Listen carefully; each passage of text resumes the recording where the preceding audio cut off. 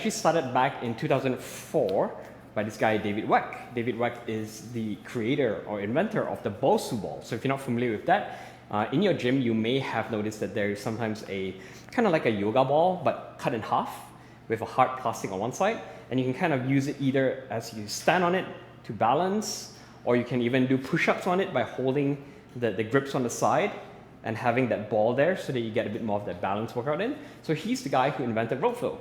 And the principles behind rope flow are primarily about mobility in this thing he calls rotational movement. And the principle there is in how we naturally move in our daily life, we actually move our spine and twist our spine. That's kind of how we walk, how we run, how we do things like throwing. There is that rotation of the spine, that coiling of the spine. You're not walking left hand out, left leg out, right leg out. You're not doing that, right? And the reason why it's catching on now is because if you look at how we train ourselves in the gym, we're typically taught to lift with a very neutral and stiff spine, which is good because you want to prevent injury, but that's not how we naturally move in our daily lives.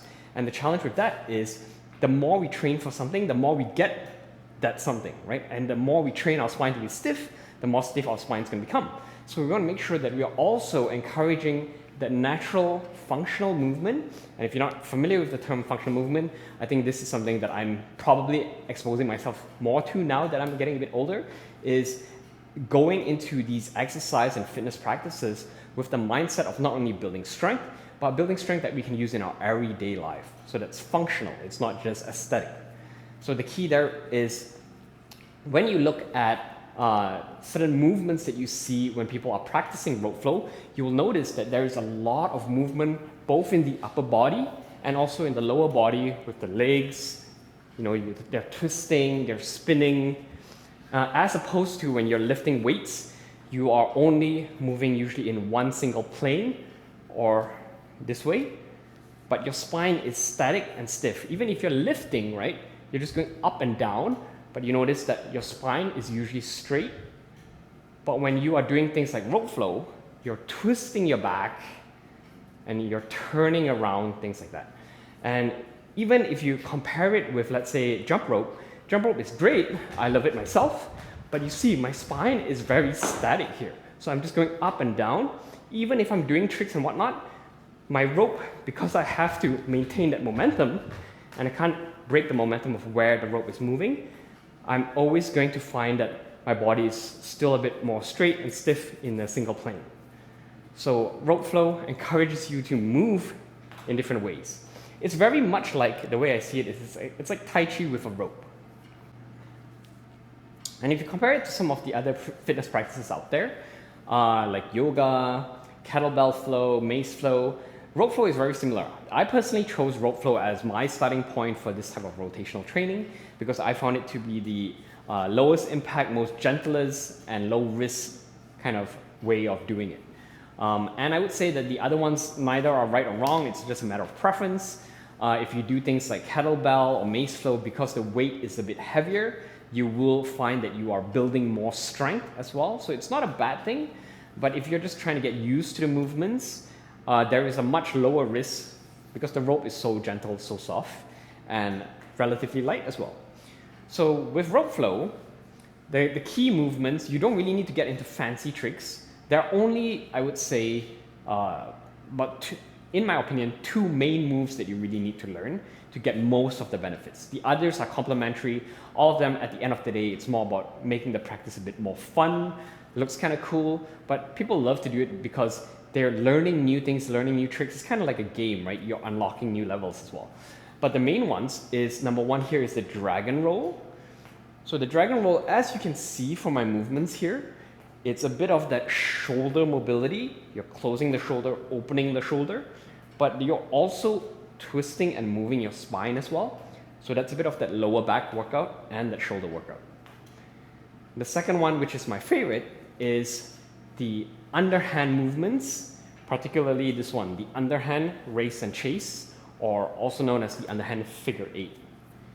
And you don't even need to get into things like the underhand matador, just the underhand figure 8 is good enough. So you're swinging once on each side, And as you can see, it's a bit of that back twisting and a lot of the spinal movement in that figure eight or counter-rotational kind of pattern. So those are the two main ones that you need to learn. The rest, they just make it look fancy, they make it look cool, you can do tricks. Some of them come from the jump rope world, but I would say totally optional, and if you're just looking for the health benefits, as long as you do those two main moves, then you'll probably see most of the mobility benefits in this practice.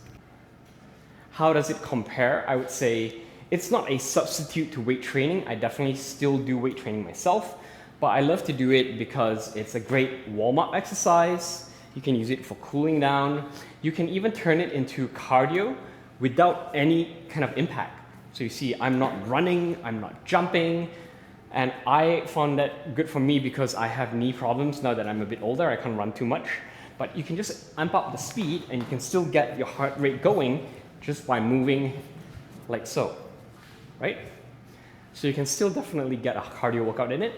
If you want a little bit of impact, you can also incorporate lunges, things like this. Or you can do hops. And that will also help you get your heart rate up a bit more. Beyond the primary benefit as a mobility exercise, I would say the main thing that I have seen from rope flow for myself is an improvement in balance, because a lot of the movements require you to shift your weight if you're doing it properly. So not just having your legs static, but actually shifting your weight, moving around, even doing some things on one leg. I find that balance has definitely improved. And the second thing that is a big piece is proprioception. So awareness of your body position, and also with awareness of the rope in relation to your body. And I find that really helps me because I am not typically as mindful or as conscious as how I walk, how I stand, how I'm moving around. And since I've started rope flow, which I started back in February this year, I find that I'm more aware of how am I moving. And one example would be David Weck talks about when you are moving and maintaining balance, you want to have your head over foot, right? So you're making sure that when you're standing, if your head is not over your foot, like let's say if I'm standing statically like this, and I lift up one leg, if my head is not over my foot, I'm going to start to fall to that side, right? So you always have your head over your foot in whatever kind of position you are, and that ensures that you maintain your balance. And that is kind of the optimal position to drive force as well as you twist and push off with the other leg, or as you do different movements, exercises, whether you're skating, your head over foot, whether you're running, whether you're pitching, those kind of things.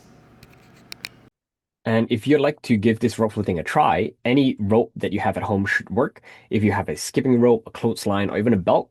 But obviously with the belt, just be a bit careful with the belt buckle because that's harder and heavier. So try not to hurt yourself.